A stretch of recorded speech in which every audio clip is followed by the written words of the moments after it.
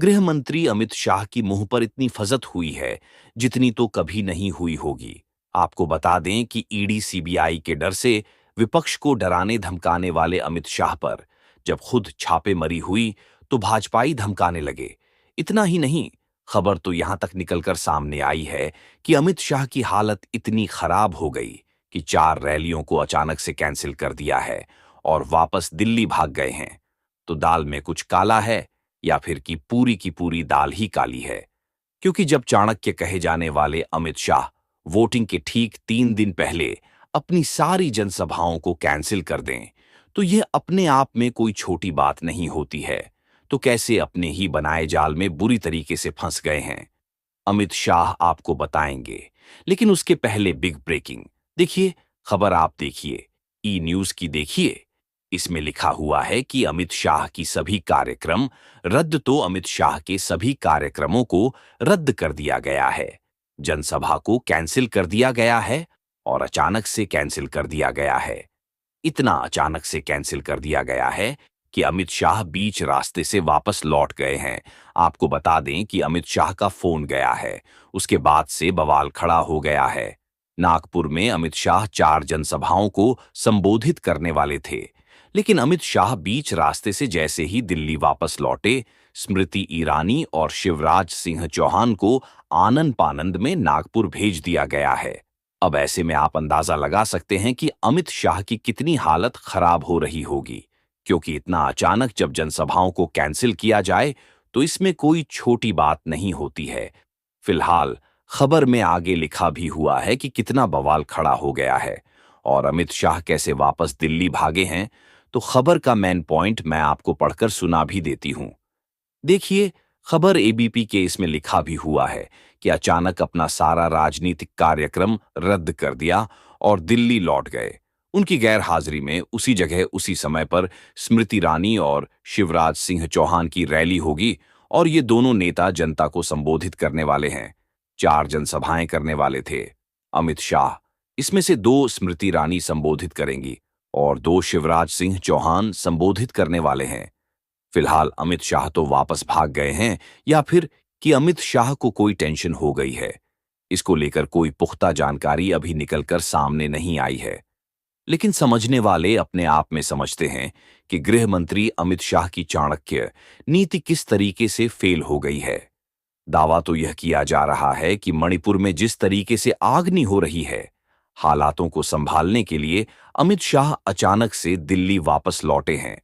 फिलहाल मणिपुर की अगर बात की जाए तो मणिपुर तो पिछले 17 महीनों से जल रहा है। तब तो अमित शाह ने धुआंधार प्रचार किया और अब अचानक क्या हो गया है, समझना मुश्किल दिखाई दे रहा है। वैसे भी अगर बात की जाए महाराष्ट्र की, तो महाराष्ट्र में अमित शाह की गोटी फंस गई है। नागपुर की अगर बात की जाए तो नागपुर, जहां पर आज के दिन गृह मंत्री अमित शाह 4 जनसभाएं करने वाले थे, जिसको कैंसिल कर दिया है, उसी नागपुर में जब पिछली बार गृह मंत्री अमित शाह गए थे तो उन्होंने सारे के सारे पदाधिकारियों को लाइन हाजिर कर दिया। आप देख सकते हैं कि मीटिंग बुलाई गई, हाई लेवल मीटिंग बुलाई गई और इस मीटिंग में नितिन गडकरी को नहीं बुलाया गया। इतना ही नहीं, इसी मीटिंग में गृह मंत्री अमित शाह ने मंच से पदाधिकारियों को धमकी देते हुए कहा कि पार्टी में किसी तरह का अंतःकलह बर्दाश्त नहीं किया जाएगा। तो पहले जब मीटिंग की थी तो धमकी दी थी, और अब आप देख सकते हैं कि जब जनसभा करने के लिए पहुंचे हैं तो सारी की सारी जनसभाओं को एक ही झटके में कैंसिल कर दिया है। एक तरफ अमित शाह मीटिंग में चीख रहे हैं, चिल्ला रहे हैं कि बाकी खड़े होने की हिम्मत ना करें। वहीं दूसरी तरफ मैं आपको बता दूं, महायुति में तगड़ी दरार दिखाई दे रही है तो एनडीए में टूट दिखाई दे रही है। महायुति में टूट दिखाई दे रही है। अब इसी टूट को खत्म करने के लिए, आपसी झगड़े को खत्म करने के लिए, महाराष्ट्र में धुआंधार चुनाव प्रचार करने के लिए अमित शाह पहुंचे। बाकायदा बिग ब्रेकिंग निकलकर सामने आई। आप देख भी सकते हैं, लिखा भी हुआ है कि महाराष्ट्र में आज दिग्गजों का धुआंधार प्रचार होगा और अमित शाह महाराष्ट्र में 3 जनसभाएं करने वाले हैं। तो अमित शाह को लेकर बिग ब्रेकिंग निकलकर सामने आई। खबर चलाई गई कि अब सब कुछ ठीक होने वाला है। अमित शाह मीटिंग भी करेंगे, जनसभा भी करेंगे, लेकिन कुछ नहीं हो पाया। अमित शाह दिल्ली वापस लौट गए हैं, वो भी उल्टे पांव दिल्ली भाग गए हैं। एक तरफ जहां महाराष्ट्र में हालत खराब दिखाई दे रही है भारतीय जनता पार्टी की, वहीं दूसरी तरफ मैं आपको बता दूं, झारखंड में तो गजब ही हो गया है। अमित शाह के साथ जब से गृह मंत्री बने हैं, ऐसा कभी नहीं हुआ होगा जो कि झारखंड में अब हो गया है। आपको बता दें, जिस गेस्ट हाउस में अमित शाह ठहरे हुए थे, उस गेस्ट हाउस में रांची पुलिस ने छापेमारी की है और इतनी तगड़ी छापेमारी की है कि बवाल खड़ा हो गया है। भाजपाई धमकी देते हुए नजर आ रहे हैं और तो और अमित शाह की बेइज्जती भी हुई है। देखिए, आप खबर भी देख सकते हैं। खबर में लिखा भी हुआ है कि रांची के जिस गेस्ट हाउस में ठहरे थे गृह मंत्री अमित शाह, वहीं पड़ा है। छापा सीएम शर्मा की झारखंड पुलिस को चेतावनी तो चेतावनी दी जा रही है। हेमंत विश्व शर्मा का कहना है कि ये जो रांची पुलिस है, ये जो हेमंत सोरेन है, इनकी हताशा और निराशा साफ दिखाई दे रही है। अब इस तरीके से अगर छापेमारी करने से निराशा दिखाई देती है, तब तो गृह मंत्री अमित शाह जिस तरीके से विपक्ष पर छापेमारी करते हैं, उन्हें निराशा के गर्त में डूब जाना चाहिए। फिलहाल शर्म है कि आती नहीं, और अब इसी बेशर्मी पर हेमंत सोरेन ने एक्शन लिया है। हेमंत सोरेन ने अमित शाह को उन्हीं की भाषा में जवाब दिया है। तो अमित शाह चौतरफा फंसते हुए नजर आ रहे हैं। एक तरफ प्रधानमंत्री नरेंद्र मोदी विदेश चले गए हैं। ऐसे हालातों में अमित शाह की हालत बद से बदतर दिखाई दे रही है।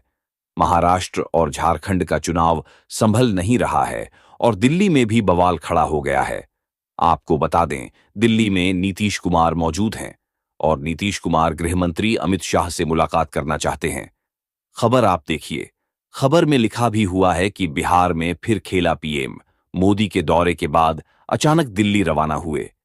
सीएम नीतीश अमित शाह से हो सकती है मुलाकात। तो नीतीश कुमार अमित शाह से मुलाकात करना चाहते हैं, क्योंकि अमित शाह ही वो एक अलते व्यक्ति हैं जो कि लगातार कह रहे हैं कि वर्क बोर्ड संशोधन बिल पास होकर रहेगा और यह पास होकर जल्द कानून बनेगा, और जो भी इसका विरोध करेगा उसको सीधा कर देंगे। तो विरोध तो इंडिया गठबंधन सिर्फ नहीं कर रहा है, बल्कि एनडीए के घटक दल भी कर रहे हैं, नीतीश कुमार भी कर रहे हैं, चंद्रबाबू नायडू भी कर रहे हैं। ऐसे में नीतीश कुमार को धमकी दी गई है। आपको बता दें कि मुस्लिम पर्सनल लॉ बोर्ड की तरफ से नीतीश कुमार को धमकी देते हुए कहा गया है कि तुम हमारे वोट से सीएम बने हो, और ऐसे में अगर यह वक्त बिल पास हो गया तो हम तुमको वोट नहीं देंगे। तो नीतीश कुमार भी हैरान हैं, परेशान हैं और भागे भागे दिल्ली पहुंचे हैं, क्योंकि नीतीश कुमार के लिए जो बिहार का 17 पर मुस्लिम वोट बैंक है, वो बेहद जरूरी है। नीतीश कुमार भी दिल्ली में मौजूद हैं। खबर यह भी निकलकर सामने आई है कि चंद्रबाबू नायडू भी दिल्ली में मौजूद हैं। ऐसे में गृह मंत्री अमित शाह भी जब दिल्ली भागे हैं, तो क्या होने वाला है, क्या नहीं होने वाला है, ये तो आने वाला वक्त बताएगा।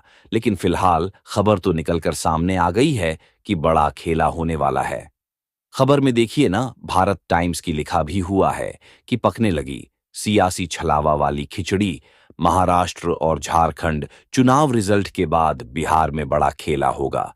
तो बिहार में जब खेला होगा तो मोदी के साथ भी जाहिर सी बात है कि बड़ा खेला होने वाला है। तो फिलहाल क्या खेला होगा, क्या नहीं होगा, यह तो आने वाला वक्त बताएगा। लेकिन अमित शाह की हालत से तो इतना तो साफ है कि महाराष्ट्र और झारखंड का विधानसभा चुनाव फंस गया है। अब ऐसे में आपको क्या लगता है कि आगामी विधानसभा चुनावों में एनडीए का क्या होगा, भारतीय जनता पार्टी का क्या होगा, और क्या इस बार अमित शाह मोदी की नैया को पार कर पाएंगे?